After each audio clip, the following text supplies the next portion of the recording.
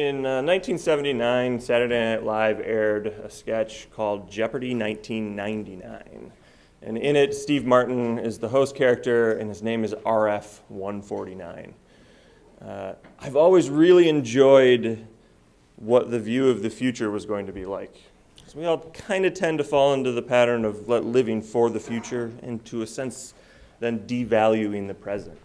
I'd venture a guess that many of us are carrying around a little device in our pocket right now that further supports that. And if we find ourselves in a doctor's office or public transportation and not wanting to make conversation, we take it out and most likely probably scroll through someone else's possible present.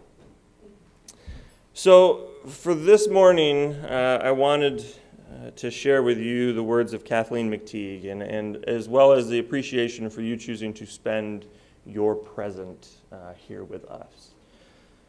We come together this morning to remind one another to rest for a moment on the forming edge of our lives, to resist the headlong tumble into the next moment until we claim for ourselves awareness and gratitude, taking the time to look into one another's faces and see their communion, the reflection of our own eyes.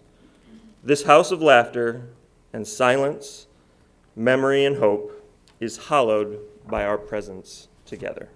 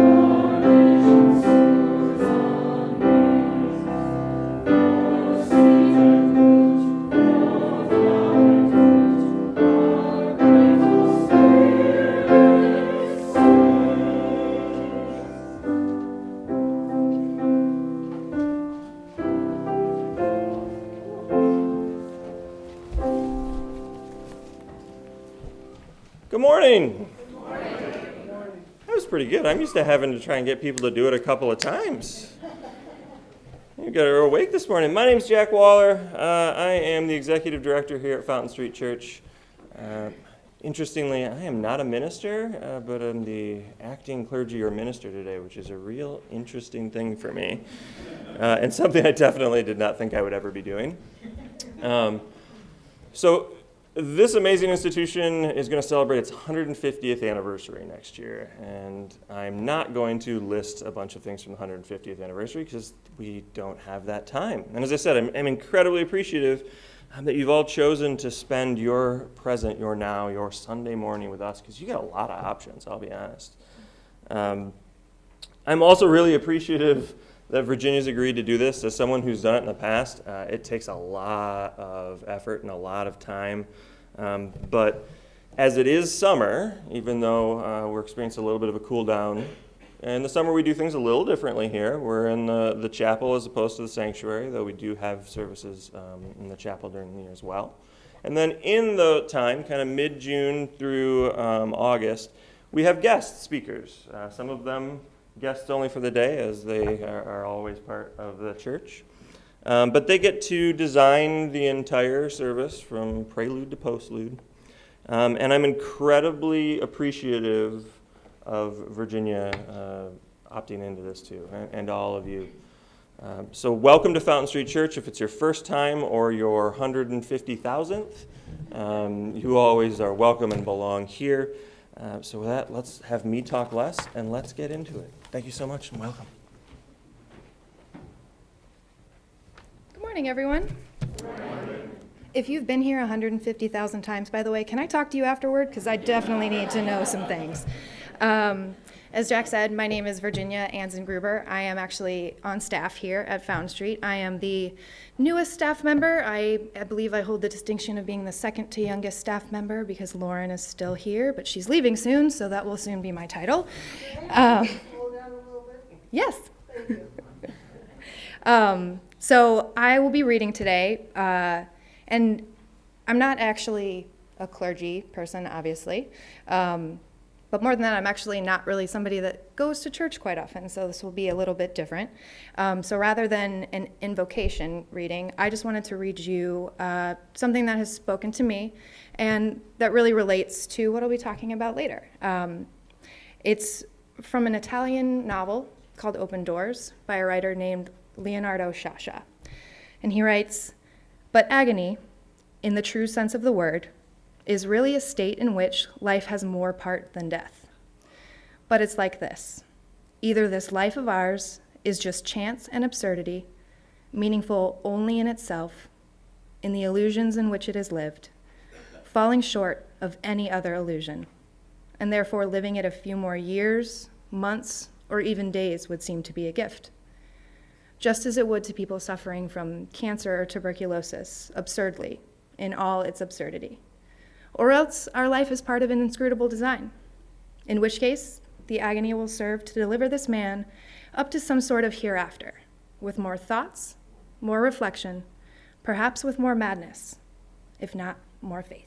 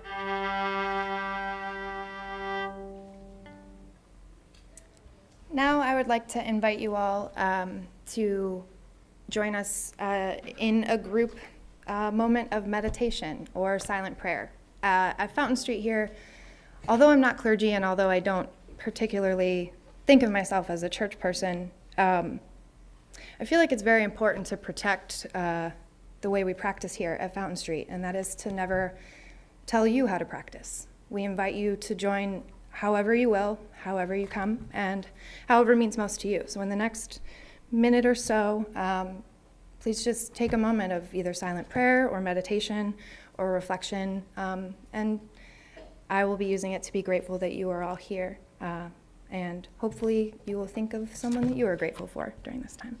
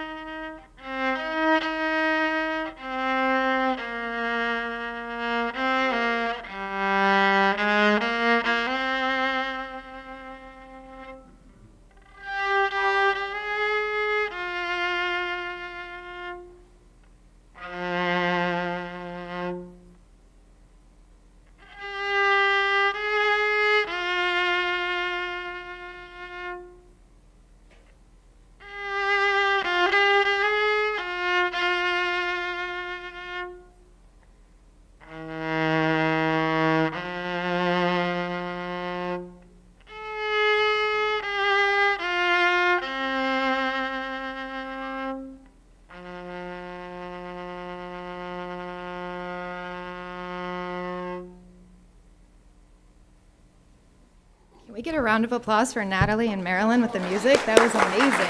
Thank you. Thank you so much.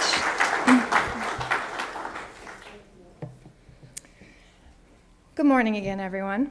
As I said and Jack said, my name is Virginia Anzengruber. I figured I should just say my last name one more time for the record. And I'm the Content and Communications Manager here at Fountain Street. I've only been here for a little under 6 months, and so when Carol called me, I was actually on vacation in Los Angeles visiting my nephew. I had a very exclusive 5th birthday party to go to. And she called and, you know, we had a cancellation, and Virginia, would you want to speak? And, you know, we'd love to hear you, and we've always had staff speak. And by the way, is it early where you are? It wasn't that early. And I caught myself saying yes because, honestly, the honor of even working here has overwhelmed me sometimes. As Jack said, we're nearly 150 years old, and to be a part of not only the staff that I feel stewards this institution, but to be asked to speak in the same place where Eleanor Roosevelt and Winston Churchill have spoken has been a bit overwhelming in preparation, I'm not going to lie, especially for a girl who left organized religion over a decade ago. And to be honest, I'm just as surprised as Jack was, I think, to find himself here. And I'm not even from Michigan. I married a Michigan man who brought me here beyond the wall to the tundra.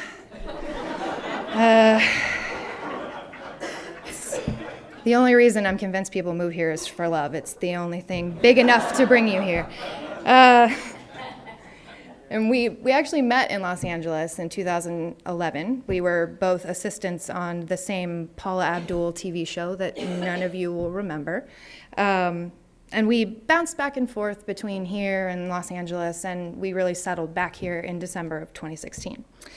And while I was in LA, I worked in the film and television industry. I worked for networks like Marvel.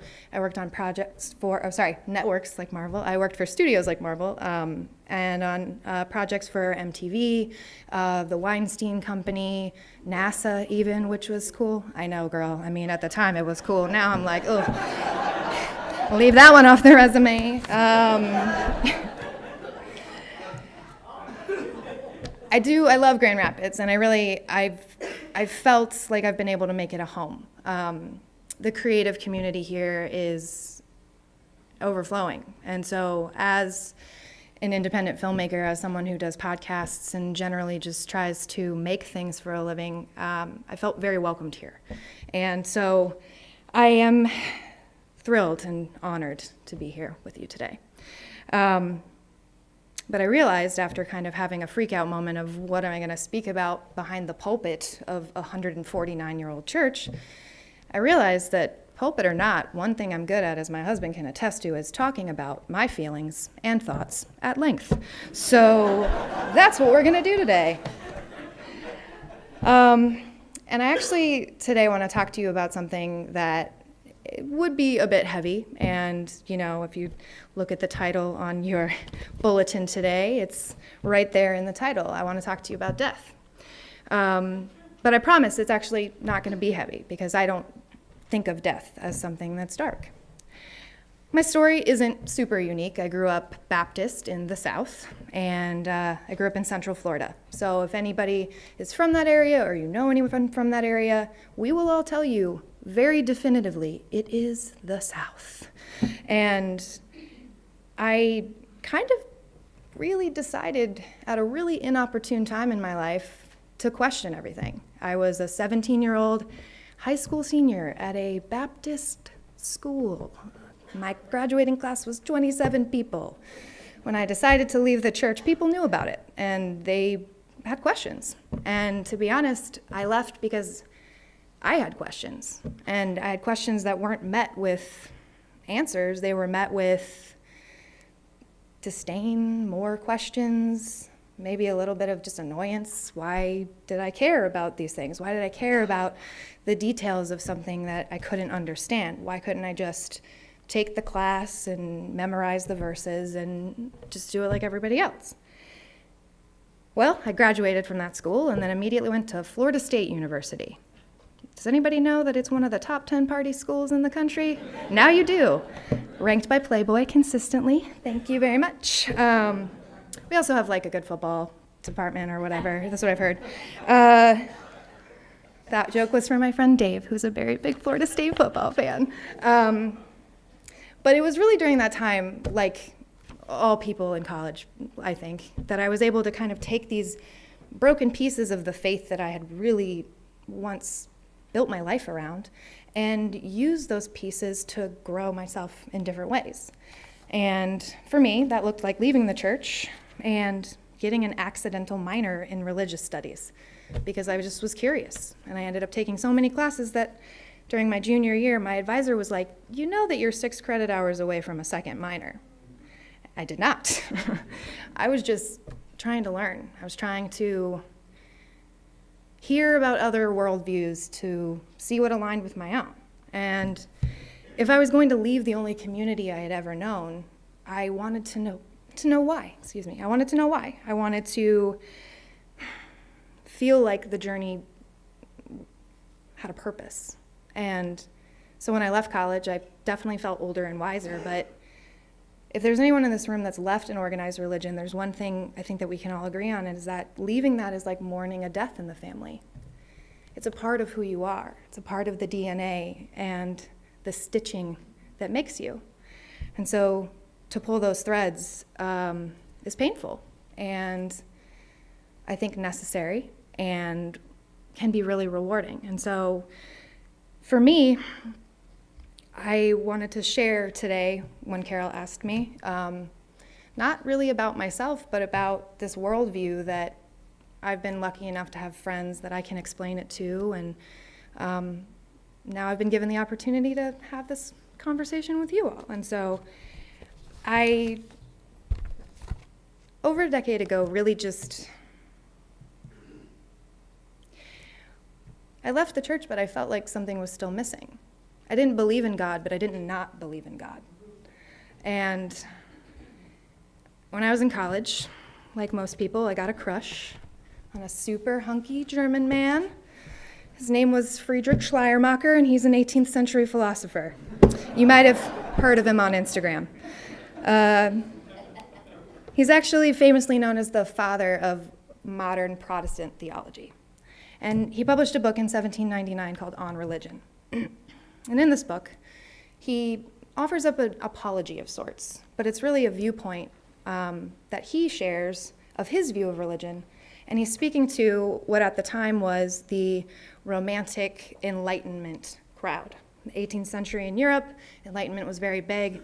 And Friedrich, because his last name is crazy, so I'm going to be calling him Friedrich, he really grew up in the church.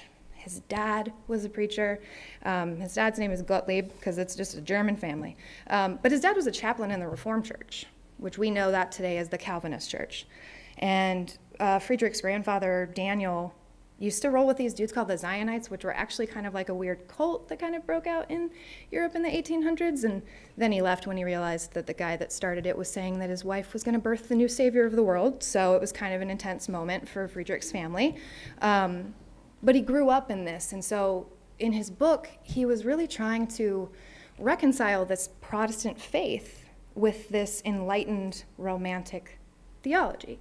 And basically, the Romantics believed in the power of love, art, music, and free will. Free will was big for them, because at the time, Calvinists, if you're not aware, very much believe in predestination. So for the Romantics, this idea that their will was their own was core to this belief system. And in his book, Friedrich argues that while he agrees that they don't need church, while he agrees with them that they don't need organized religion as they know it, and he even takes their side in their passion for their love and for their art and for their free will, but he comes in and he kind of flips things on its head because he writes to them explaining a new idea of a religious experience. And he challenges them that the infinite, God, if you'd like to call it God, but the one and all, the unrepresentable whole, is felt through these religious experiences. And these are moments that take you guys to the outer limits of your understanding. We've all had these moments. Sometimes you see a butterfly and it's enough because you don't understand how something that lives that short of a time period can be so beautiful. And it comes from it comes from a German word called Anschauung, and I feel like I should be much better at pronouncing German words with my last name, but this word means to see. And so this idea of infinite for Friedrich was a new way to see the world, a new way to be impacted by an unexplainable inner experience.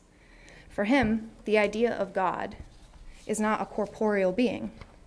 It's more of an intuition of the infinite, which was something that made the Romantics, by default, religious purveyors with everyone else, which was something that they were intently trying to distance themselves from. They didn't want to be looped in with the rest of the religious crowd, but what Friedrich said was, religion in this idea isn't a corporeal, metaphysical being of God. If that's how you experience him, that's wonderful, but couldn't you experience him in your art, in your music, in your free will? In these moments, Friedrich argues that its essence is neither thinking nor acting, but intuition and feeling. Arguably, this is how an artist might view the world through their medium. For Friedrich, the love, art, music, and free will, all of the things that defined these Romantics as anti-religious in their viewpoint, could in fact be viewed as wholly religious, insofar as they are transcendent moments, insofar as they are intuitions of the infinite. So, you might be wondering where the death part comes in. Here it is. My goal today has never been to challenge anyone's faith system. If you're a believer, I would never want you to become a non-believer. And if you're someone who is an atheist or doesn't believe in God, you're probably going to leave this room feeling the same way, and that's okay. But to borrow a phrase from our chapel Reverend Jason, who normally does these services and is much more articulate, I'd like to invite you into the possibility of a new way of thinking. And so for the next few seconds, let's say 30 seconds, I'd like to invite you to again join me in silent meditation. But this time, I'd like you to focus on your breath. Breathe in slowly, exhale slowly, and then repeat 5 times. And on the 5th exhale, I'd like you to imagine that this was your last breath. Imagine that it was the last time you would ever exhale. Imagine it as the final breath to leave your body. I'm going to put 30 seconds on my phone.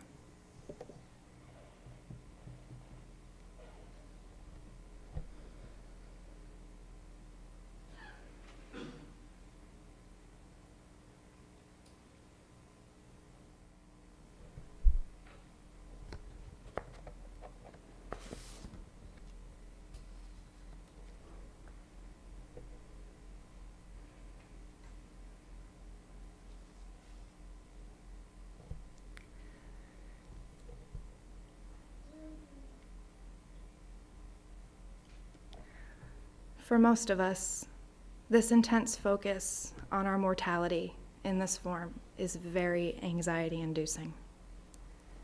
We don't like to think about death because it reminds us that this gift of life is finite, and one day we will no longer get to experience it in this form. I'd like to invite you in this moment to change your relationship with death. I'd like to invite you to start thinking about it more often, daily even if you can. For those of you who subscribe to a particular faith practice, I'd invite you to let the presence of death in your mental and spiritual orbit charge you with the bravery to manifest heaven, enlightenment, and peace on earth. If God can be an experience, then I believe heaven isn't one place, but can be manifest on earth in the small day-to-day moments. If you remember frequently that our time in these meat suits is fleeting, my hope is that you'll be filled with more love and compassion and understanding to be the Christs and Buddhas and enlightened souls in this world that we desperately need. For those of you who would consider yourselves undefined, uninterested, agnostic, or atheist, I'd like to invite you into a new relationship with death as well. If, as those of us who identify this way often feel, if nothing matters, if nothing is the center of the universe, then to quote Dan Harmon, every place is the center of the universe. Every moment is the meaning. To quote Dan Harmon, every place is the center of the universe, every moment is the most important moment, and everything is the meaning of life. And if you open yourself up to Schleiermacher's viewpoint, then these transcendent moments are, in fact, an intuition of the infinite. They're a new kind of religious experience. That's something that connects you to a force bigger than yourself and can't be explained, defined, or articulated. I'd also like to be open and honest with you all in this moment, because as I was wrapping up this sermon feeling really good about myself yesterday, I realized that my friends and family and coworkers know me as someone who's kind of loud and excitable and shows up to a sermon with blue hair, and I'm always the right person to call for the pop-like culture Jeopardy answers that no one knows. Most of the time when people interact with me, they're getting this happy, positive version of Virginia. That's an act of choice, and it's one that gets made on a day-to-day basis because I, like so many of us, suffer from crippling depression and anxiety. So there are days when I don't leave the house, and there are days when I don't get out of bed, and there are days where I definitely do not carpe any diems, and I just take a shower and I brush my teeth, and that is enough. And on those days, to be quite honest, Friedrich Schleiermacher can kindly go right to hell, because it doesn't matter, because my bed is all I need. But every other day, when I get a choice of how I can approach the world, I choose first to feel grateful that I'm alive. I choose to meditate on the fact that I am living and have been given the gift of another day to experience joy, to spread joy, and to somehow get the guys from Queer Eye to come here. It's gonna happen. It's gonna happen. Jonathan, if you see this, please come. I've been given the gift of life for at least one more day, so I don't want to waste it. And so I'd like to read the quote that I read earlier today in our reading. But this time when I read it, I'd like you to focus on the possibility that rings most true for you. And I'd invite you to use this new relationship with death as a reason to be kinder, work harder, love deeper, and to transcend yourself. Because with every morning we get to wake up again, we have a new opportunity to intuit the universe. And to me, that is such a gift. The reading again is from the story Open Doors by the Italian author Leonardo Sciascia. But agony, in the true sense of the word, is really a state in which our life has more part than death. But it's like this. Either this life of ours is just chance and absurdity, meaningful only in itself, in the illusions in which it is lived, falling short of any other illusion, and therefore living it a few more years, months, or even days would seem to be a gift, just as it would to people suffering from cancer or tuberculosis, absurdly in all its absurdity. Or else our life is part of an inscrutable design, in which case the agony will serve to deliver this man up to some sort of hereafter, with more thoughts, more reflection, perhaps with more madness, if not more faith. Thank you so much.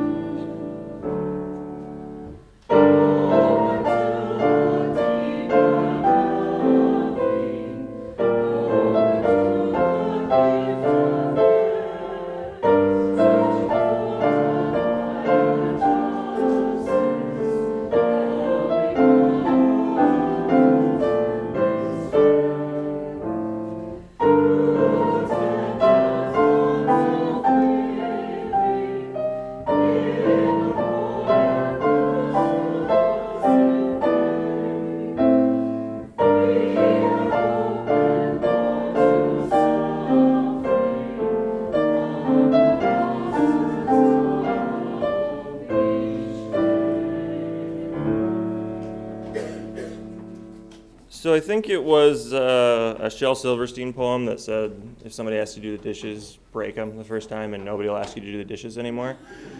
So I think I've probably broken the dishes here as the acting minister, and unfortunately, or fortunately, depending on your perspective, Virginia did such a good job that I think we found who can do the dishes instead in the future.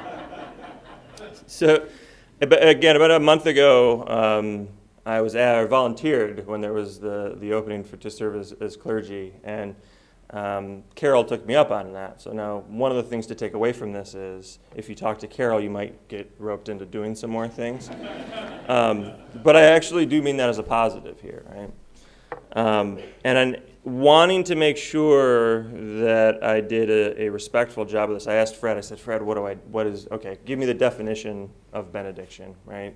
I said the same thing for the invitation to worship. I said, I want to make sure that I'm doing this liturgist thing as best as I can do and as respectfully as I can do. And he directed me to the back of the hymnal. There's a bunch of great stuff, and I read most of it. But I ended up not selecting anything from that. So what I want to do right now in closing of our time together is thank you for being here, one, and two, read words from one of my all-time favorites, Fred Rogers. And no matter what the topic is, Mr. Rogers has got you covered. So the words of Fred Rogers. I recently learned that in an average lifetime, a person walks about 65,000 miles. That's 2.5 times around the world. I wonder where your steps will take you. I wonder how you'll use the rest of the miles you're given. Thank you.